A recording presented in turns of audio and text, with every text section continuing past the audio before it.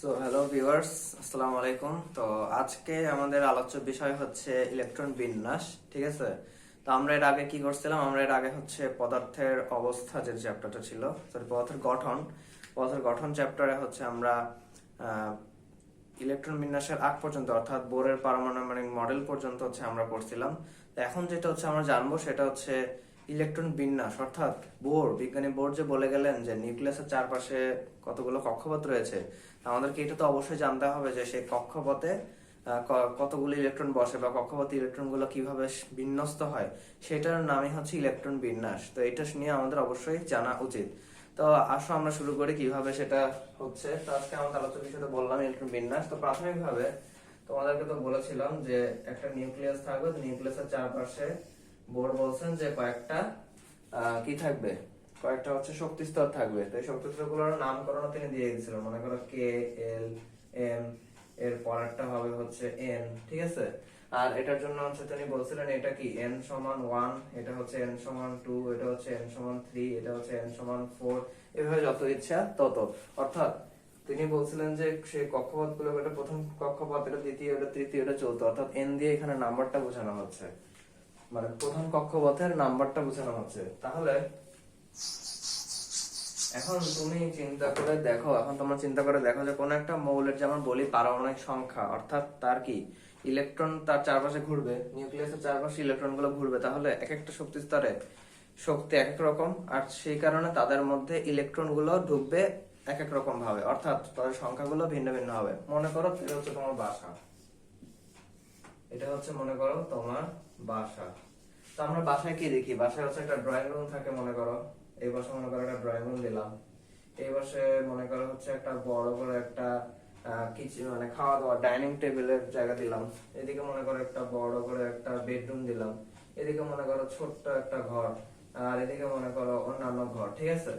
তো এখন মনে করো এই ছোট্ট ঘরের মধ্যে তুমি যদি মানুষ, এই ছোট্ট ঘরে থাকতে পারবে জাস্ট 2 জন মানুষ। এই ছোট ঘরে কয়জন থাকতে পারবে? 2 জন।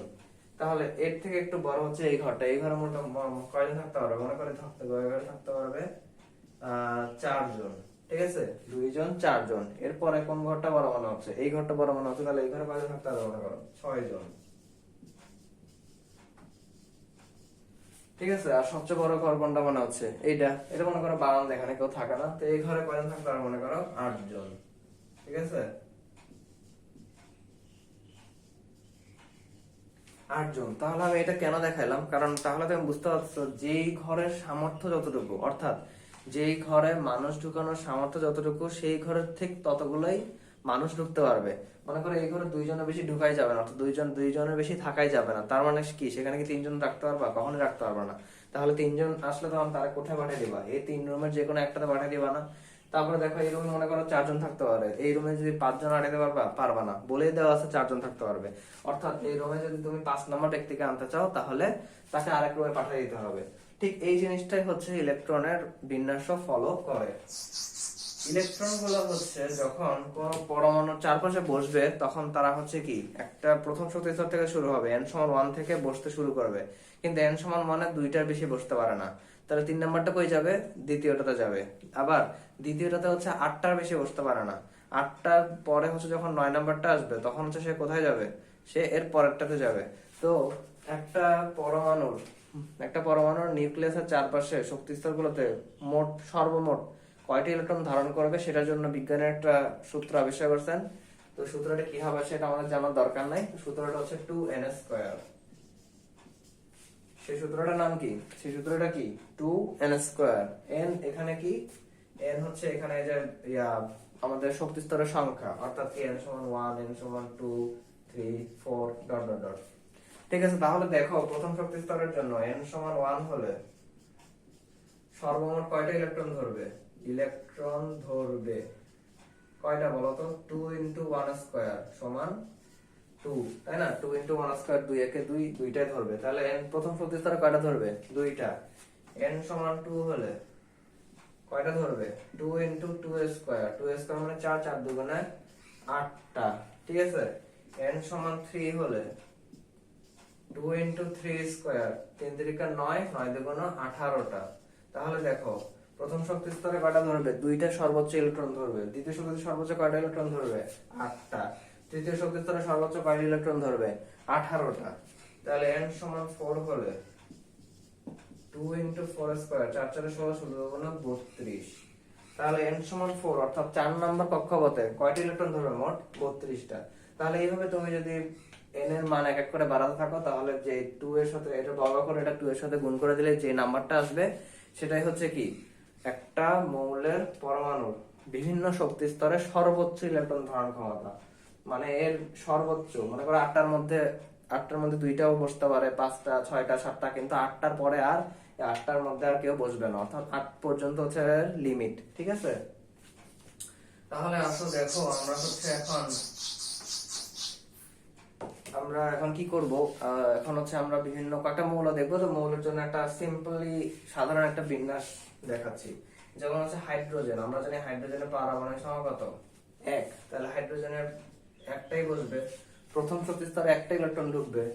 এরপরে কি আছে? হিলিয়াম, হিলিয়ামের পারমাণবিক সংখ্যা কত? 2। তাহলে দেখো ওর প্রথম শক্তি স্তরে আমরা কয়টা দেখছিলাম? সর্বোচ্চ ইলেকট্রন ধারণ ক্ষমতা 2টা। তো 2 হিলিয়ামের 2 বসে গেছে, অর্থাৎ এটা প্রথম শক্তি স্তর। ঠিক আছে, এটা হচ্ছে প্রথম শক্তি স্তর। মনে করো আমরা হচ্ছে দাগ দিয়ে দিই প্রথম, এটা হচ্ছে প্রথম শক্তি স্তর ফার্স্ট, এটা সেকেন্ড শক্তি স্তর, এটা থার্ড শক্তি স্তর, এটা মনে করো হচ্ছে ফোর্থ শক্তি স্তর, অর্থাৎ চতুর্থ শক্তি স্তর। তাহলে দেখো এটার কোনো কাজে লাগলো নাই, এরপরে কোনো কাজে লাগছে, এটা দরকার নাই, এগুলো নীল। তারপর মনে করো হাই হিলিয়াম, তারপরে লিথিয়াম, বোরন নেই মনে করো 5টা। ঠিক আছে, বোরনের ইলেকট্রন কয়টা? 5টা। তাহলে বোরনের হচ্ছে 5টার জন্য কয়টা হবে? 2। প্রথমটাতে কয়টা বসে? 2n স্কয়ার, 2টা বসে। পরেরটাতে কয়টা বসে? 8টা। তো 8টার মধ্যে এখানে তো কয়টা বসবে? 3টা। বসতে পারে, সমস্যা নেই, কারণ 5 আর 3 আর 2 5 হয়েই তো গেল।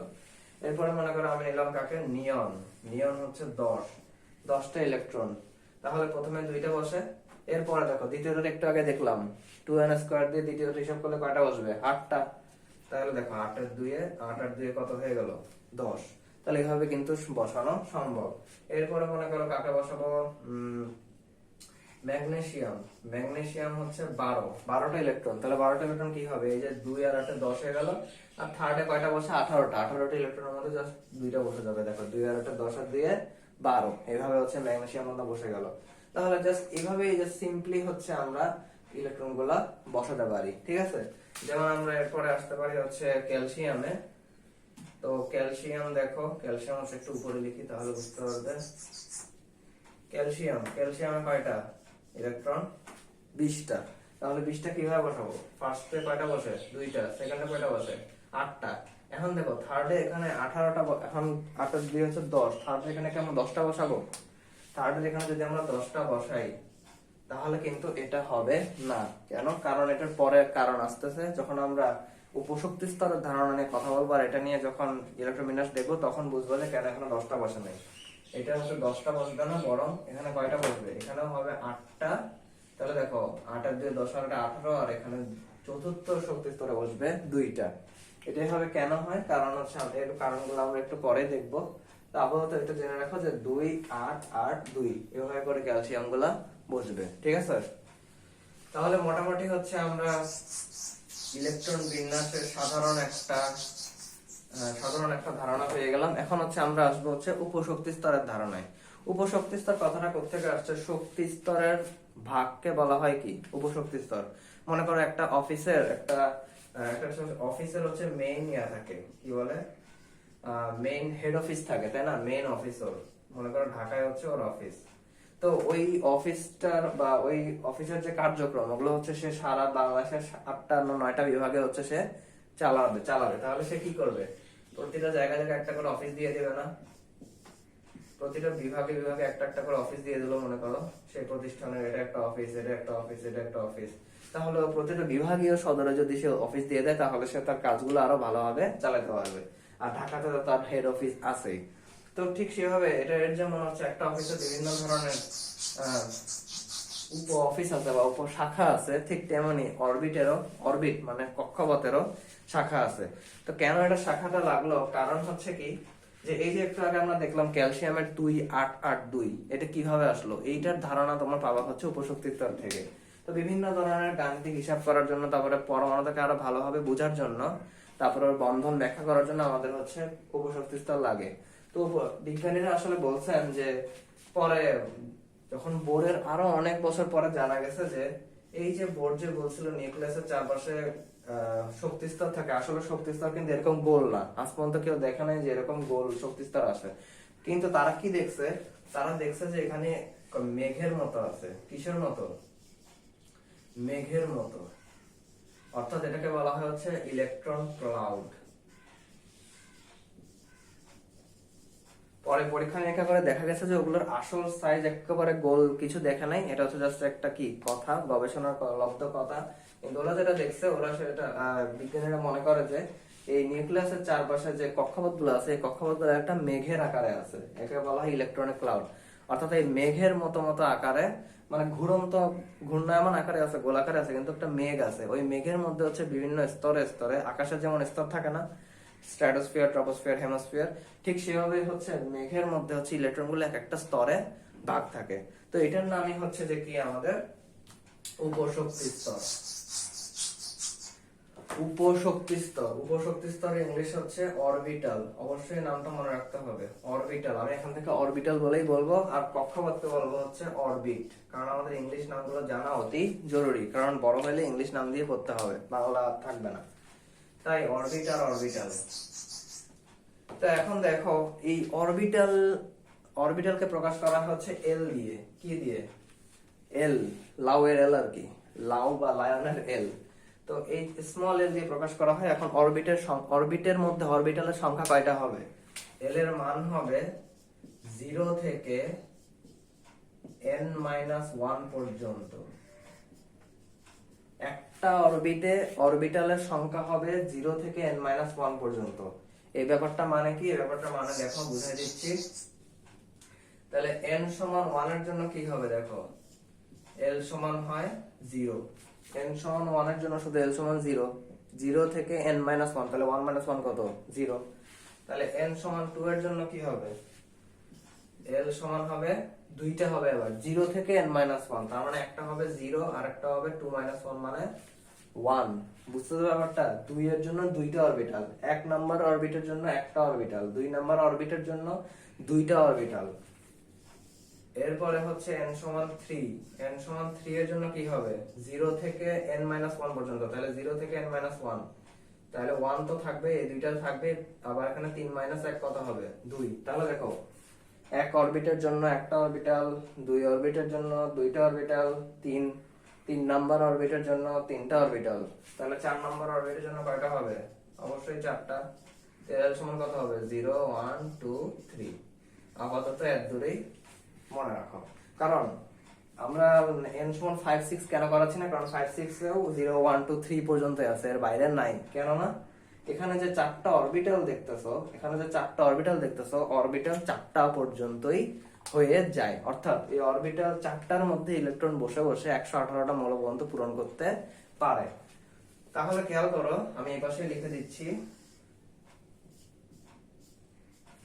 এই যে l সমান 0, তাহলে এই অরবিটের এদের যেমন একটা নাম দিছে n, ঠিক আছে, n দিছে, তেমনি l সমান 0, অর্থাৎ এই অরবিটাল গুলোর জন্য 0, 1, 2, 3, 4 এই নাম্বার গুলোর জন্য হচ্ছে এক একটা করে নাম দেওয়া আছে। নামটা কি কি? এই 0 এর জন্য হচ্ছে তোমার, আমি এই পাশে আর না দেখাই, এটা মুছে ফেলি। তাহলে দেখো l সমান 0 এর জন্য যে নাম সেটা হচ্ছে s, এটার নাম হচ্ছে s। l সমান 0 আর 1, অর্থাৎ কতটা থাকে? 2 নাম্বার অরবিটে থাকে। s আর 1 এর জন্য নাম হচ্ছে p। তারপরে l সমান 0, 1, 2 এটার জন্য হবে কি? s, p, আর 2 এর নাম হচ্ছে d।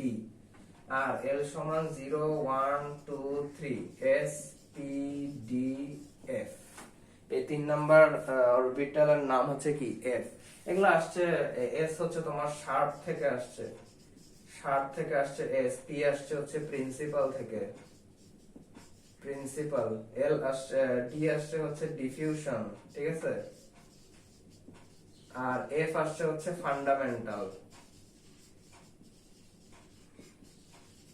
অর্থাৎ এগুলোর নামকরণ কোথেকে আসছে?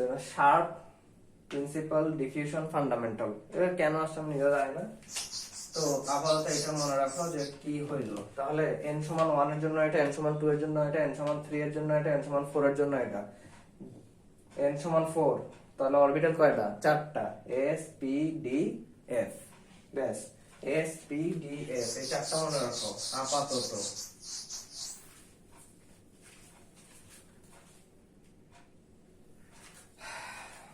তাহলে আমাদের প্রায় 15 মিনিট হয়ে গেছে, এবার লাস্ট আমরা জাস্ট এসপিডিএফ এ কয়টা কয়টা ইলেকট্রন বসে সেগুলো দেখবো।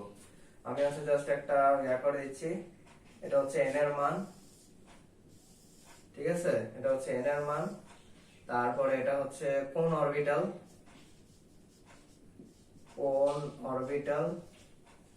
তারপরে হচ্ছে অরবিটালের টোটাল ইলেকট্রন ধারণ ক্ষমতা হচ্ছে 2 × 12 + 1, এখানে জাস্ট l এর মান বসাই দিবা, এক একটা অরবিটালে সর্বোচ্চ ইলেকট্রন ধারণ ক্ষমতা পাই যাবা। লিখে নাও 2 × 12 + 1, তাহলে সর্বোচ্চ কয়টা ইলেকট্রন ধরে এটা এখানে লিখি 2 × 12 + 1, আর মোট ইলেকট্রন কয়টা হবে সেটা লিখবো।